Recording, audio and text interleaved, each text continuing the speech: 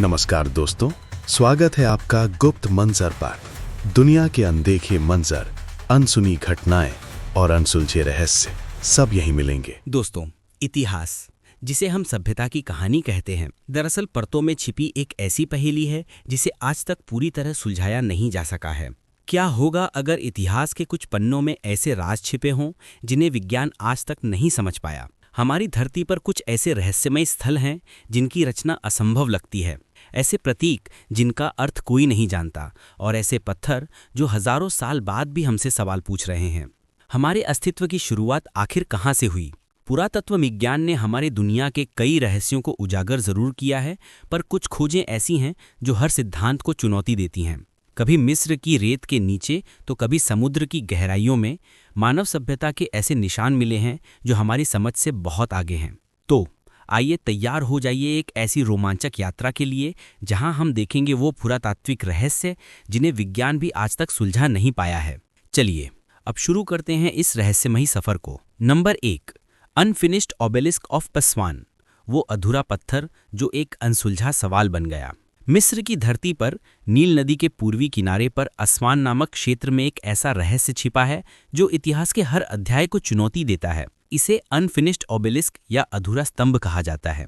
ये एक ऐसा पत्थर है जो अगर पूरा हो जाता तो दुनिया का सबसे विशाल एकल शिला स्तंभ होता। इसकी विशालता का अंदाजा आप इसी बात से लगा सकते हैं कि इसकी लंबाई लगभग 42 मीटर और अनुमानित वजन 1000 टन से भी अधिक आंका गया है। इतिहासकारों के अनुसार यह स्मारक हतशेपसूत नामक महिला फ़ैरो के शासनकाल में यानी 15वीं शताब्दी ईसा पूर्व में बनना शुरू हुआ था। हतशेपसूत मिस्र की सबसे महत्वाकांक्षी शासक मानी जाती हैं, जिन्होंने कई भव्य निर्माण करवाए, लेकिन यह ओबेलिस्क शायद उनकी सबसे बड़ी आकांक्षा थी। एक ऐसा स्मारक जो समय से ही बड़ा हो। हैरानी की बात यह है कि यह विशाल पत्थर आज भी अपनी मूल स्थिति में पड़ा हुआ है, आंशिक रूप से चट्टान से जुड़ा हुआ। इसे तीनों ओर से काटा जा चुका था, लेकिन इसका निचला हिस्सा अब भी चट्टान से जुड़ा रह गया। जब इस पर काम चल रहा था तब पत्थर में अचानक दरारें आ गईं और मजदूरों को काम रोकना पड़ा। ये दरारें इस बात का सबूत हैं कि उस समय के कारीगर किस हद तक सटीकता और साहस के साथ काम कर रहे थे।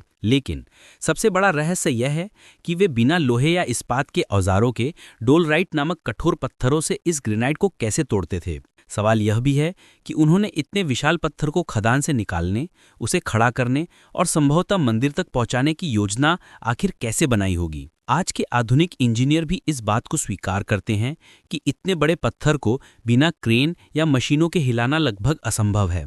कुछ सिद्धांतों के अनुसार वे शायद इसे लकड़ी के स्लीव्स पर रखकर चिकनी मिट्टी या पानी से बनी फिसलन भरी पटरियों पर खींचते रहे होंगे, या फिर किसी विशेष प्रकार की नाव बनाकर नदी में तैराकर ले जाने की योजना रही होगी। लेकिन किसी भी प्राचीन चित्र या शिलालेख में इस प्रक्रिया का उल्लेख नहीं मिलता। यह एक खालीपन है जो मिस्र की इंजीनियरिंग समझ पर सवाल उठाता है। इतना बड़ा पत्थर बनाने की प्रेरणा भी एक रहस्य है। क्या यह हतशेपसूत की महत्वाकांक्षा का परिणाम था, जिन्होंने अपने युग के पुरुष शासकों से बड़ा निर्माण कर इतिहास में अपनी श्रेष्ठता सिद्ध करना चाहा, या फिर यह किसी विशेष धार्मिक मंदिर के लिए बनाया जा रहा था जिसकी योजना समय के साथ खो गई? और अगर यह पूरा हो जाता तो क्या इसे कार्नाक जैसे भव्य मंदिर ने स्थापित किया जाना था? इन सब सवालों का कोई निश्चित उत्तर नहीं है। यह ओबेलिस्क न केवल मिस्र की कारीगरी की सीमाओं को परखता है, बल्कि यह भी दिखाता है कि उस युग के लोग पदार्थ, संतुलन और श्रम प्रबंधन के सिद्धांतों को कितनी गहराई से समझते थे। जब आप अस्वान की उस प्राचीन खदान में खड़े होकर इस विशाल अधूरे ओबेलिस्क को देखते हैं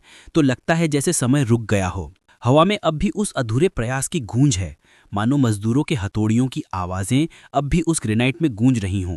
यह हमें दिखाता है कि प्राचीन मानव ने अपनी सीमाओं को कितनी दूर तक ढकेला और कैसे उसकी कोशिशें आज भी हमें हैरान करती हैं। Number 2, great serpent mound, Ohio, धरती पर उकेरा गया रहस्यमय नाग। अमेरिका के ओहायो राज्य की हरी भरी पहाड़ियों में बसा एक ऐसा स्थल है जो आज भी वैज्ञानिकों के लिए रहस्य बना हुआ है। यह है ग्रेट सरपेंट माउंड, धरती पर बना एक विशाल सर्पाकार टीला जिसकी आकृति इतनी सटीक और विशाल है कि इसे केवल आकाश से ही पूरी तरह देखा जा सकता है। लगभग 400 मीटर लंबा और 6 मीटर चौड़ा यह भू आकृति धरती पर मानो एक जीवित सर्प की तरह फैली हुई प्रतीत होती है। इसका सिर एक अंडाकार आकार को निगलते हुए दिखता है और उसकी पूंछ सर्पीलाकार में लिपटी हुई है। यह आकृति इतनी सुव्यवस्थित और कलात्मक है मानो किसी आधुनिक इंजीनियर ने नाप जोख कर बनाई हो। इस सर्पाकार संरचना की खोज 19वीं शताब्दी में हुई थी और तब से ही यह इतिहास और पुरातत्वविद्ताओं के बीच चर्चा का विषय बनी हुई है। पहले इसे एडिना संस्कृति का निर्माण माना जाता था, जो ईसा पूर्व 800 से 100 के बीच अस्तित्व में थी। लेकिन बाद में जब कार्बन डेटिंग की गई तो यह तिथि लगभग 1070 ईस्वी के आसपास निकली, जिससे पता चला कि इसे फोर्ट एंशिएंट संस्कृति के लोगों ने बनाया होगा। परंतु इस पहेली का असली सवाल यह नहीं है कि इसे किसने बनाया, बल्कि यह है कि इसे क्यों बनाया गया। यह टीला किसी कब्र या दफन स्थल का भाग नहीं है, ना ही इसमें मानव अवशेष पाए गए हैं। यह केवल एक आकृति है, एक प्रतीकात्मक रूप, जिसे धरती पर इस तरह उकेरा गया है जैसे किसी संदेश का रूप हो। वैज्ञानिकों ने जब इसकी दिशा और आकृति का अध्ययन किया तो पाया कि सर्प का सिर ठीक उस दिशा में है जहां गर्मी की संक्रांति के दिन सूर्य अस्त होता है। इसके कई मोड़ चंद्रमा के विशेष चक्रों के अनुरूप हैं। कुछ विद्वान मानते हैं कि यह सर्पाकार स्थल संभवतः सूर्य या चंद्र ग्रहणों का प्रतीक है। वहीं कुछ अन्य कहते हैं कि यह पृथ्वी और आकाश के मिलन का प्रतीक है, एक ऐसा स्थान जहां ब्रह्मांडीय ऊर्जाएं धरती से जुड़ती हैं। स्थलीय जनजातियों की परंपराओं में सर्प को सृष्टि, शक्ति और पुनर्जन्म का प्रतीक माना जाता था। इसलिए यह संभव है कि यह माउंट संभवतः धार्मिक अनुष्ठानों या ब्रह्मांडीय पूजा का हिस्सा रहा हो। इतना ही नहीं, जिस क्षेत्र में यह माउंट स्थित है वह लाखों वर्ष पहले एक विशाल उल्का पिंड के टकराने से बना था। इस क्षेत्र की भूगर्भीय रचना में भी असामान्यताएं हैं, जिससे लगता है कि इसे इस विशेष स्थान पर बनाना संयोग नहीं बल्कि गहरी समझ और प्रतीकात्मक का परिणाम था। यहाँ की मिट्टी और पत्थर इस बात की गवाही देते हैं कि इसके निर्माण में काफी श्रम और समय लगा होगा। हजारों टन मिट्टी को लाकर परतों में बिछाया गया और हर मोड़, हर वक्र एक निश्चित गणना के अनुसार बनाया गया। यह किसी साधारण जनजातीय कला का परिणाम नहीं लगती, बल्कि किसी संगठित समाज का कार्य प्रतीत होता है। आज ग्रेट सरपेंट माउंट को यूनेस्को वर्ल्ड हेरिटेज साइट के रूप में संरक्षित किया गया है। यहाँ आने वाले लोग जब ऊपर से इस विशाल सर्प को देखते हैं तो एक रहस्यमयी अनुभूति होती है, जैसे कोई प्राचीन शक्ति अब भी इस धरती में सांस ले रही हो। विज्ञान ने इसके बारे में कई अनुमान लगाए हैं, लेकिन इस प्रश्न का उत्तर अब भी अधूरा है कि आखिर हजारों साल पहले किसी ने धरती पर इतना विशाल सर्प क्यों उकेरा था।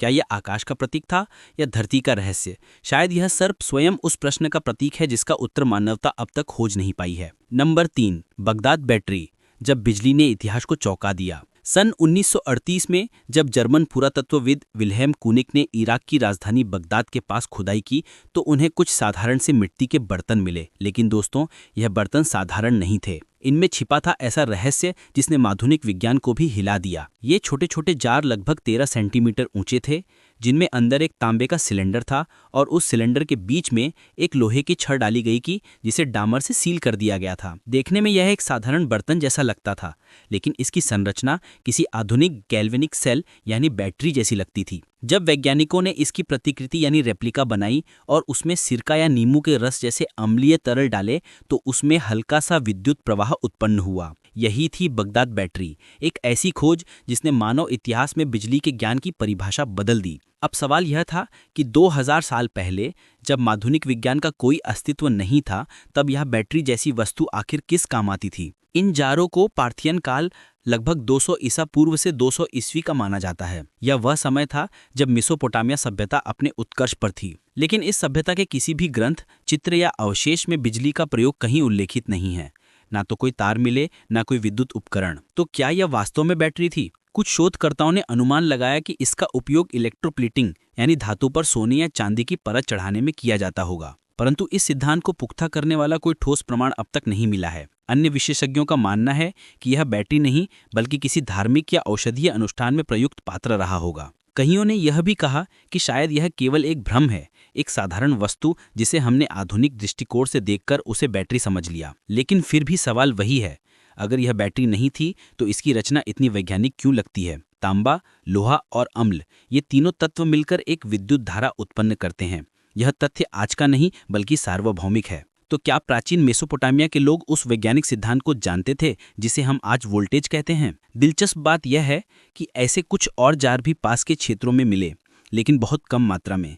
इससे यह भी रहस्य गहराता है कि क्या यह कोई दुर्लभ प्रयोग था या किसी खोई हुई तकनीक का अवशेष। कई इतिहासकार इसे प्राचीन प्रयोगशाला का संकेत मानते हैं, जहां संभवतः किसी ने पहली बार बिजली के साथ प्रयोग किया था। परंतु यह रहस्य भी वहीं दफन हो गया जैसे यह बर्तन हजारों वर्षों तक मिट्टी में छिपे रहे। आज बगदाद बैटरी जर्मनी और इराक के संग्रहालयों में रखी गई है और यह विज्ञान और पुरातत्व के बीच उस पतली रेखा की याद दिलाती है जहां तथ्य और कल्पना मिल जाते हैं। यह एक प्रतीक है उस प्राचीन ज्ञान का जो शायद समय के साथ खो गया, एक ऐसी सभ्यता का जो बिजली की शक्ति से खेल रही थी जबकि बाकी दुनिया अभी भी आग जलाना सीख रही थी। नंबर 4, अजंता की गुफाएं। बिना रोशनी के बनी अद्भुत कलाकृतियां। भारत के महाराष्ट्र राज्य की वाघोरा नदी की एक गहरी घाटी में स्थित अजंता की गुफाएं आज भी अपने भीतर एक ऐसा रहस्य समेटे हैं जो विज्ञान को चुनौती देता है। ये 30 गुफाएं हैं जो दूसरी शताब्दी ईसा पूर्व से लेकर 6ठी शताब्दी ईसवी तक पत्थरों को काट कर बनाई गई थी। इन गुफाओं की दीवारों पर उकेरी गई मूर्तियां और चित्र बौद्ध धर्म की कहानियां, जातक कथाएं और प्राचीन जीवन की झलक दिखाती हैं। परंतु जो बात सबसे रहस्यमयी है वो ये कि ये भव्य कलाकृतियां गुफाओं के सबसे अंधेरे हिस्सों में बनी हैं, जहां सूर्य की एक किरण भी नहीं पहुंचती। इन चित्रों की सूक्ष्मता, रंगों की गहराई और रेखाओं की सटीकता देखकर ये सवाल उठता है कि आखिर 2000 साल पहले कलाकारों ने बिना किसी आधुनिक रोशनी की इतनी बारीक पेंटिंग कैसे बनाई। इन गुफाओं में दीपक या मशालों का कोई प्रमाण नहीं मिला। यदि उन्होंने तेल के दीपक जलाए होते तो दीवारों और छत पर कालिक या धुएं के निशान मिलते, लेकिन आज तक ऐसा कुछ नहीं मिला। इससे यह रहस्य और भी गहरा हो जाता है कि प्रकाश का स्रोत आखिर क्या था। कुछ विशेषज्ञों का मानना है कि प्राचीन कलाकारों ने सूर्य के प्रकाश को परावर्तित करने के लिए कांसे के दर्पण या पैनी से भरे पात्रों का उपयोग किया होगा, जिनसे रोशनी अंदर के अंधेरे भागों तक पहुंचाई जाती थी। वहीं कुछ अन्य विद्वान कहते हैं कि उन्होंने विशेष प्रकार के दिए बनाए होंगे जो बिना धुएं कर जलते हों, परंतु इन सभी सिद्धांतों के लिए कोई ठोस पुरातात्विक प्रमाण अब तक नहीं मिला है। इन गुफाओं के चित्रों की गुणवत्ता देखकर यह भी स्पष्ट होता है कि कलाकारों को रंग, प्रकाश और दृष्टि का गहरा ज्ञान था। वे प्राकृतिक खनिजों और पौधों से रंग बनाते थे, जैसे लाल गेरू, नीला लाजवर्द, पीला हेमेटाइट और हरे रंग के लिए मलेराइट पत्थर। इन रंगों को चूने की परत पर लगाया जाता था और 1500 साल बाद भी ये रंग आज तक चमकदार बने हुए हैं। अजंता की गुफाएं सिर्फ एक धार्मिक केंद्र नहीं, बल्कि उस युग की वैज्ञानिक और कलात्मक परिपक्वता का प्रमाण है।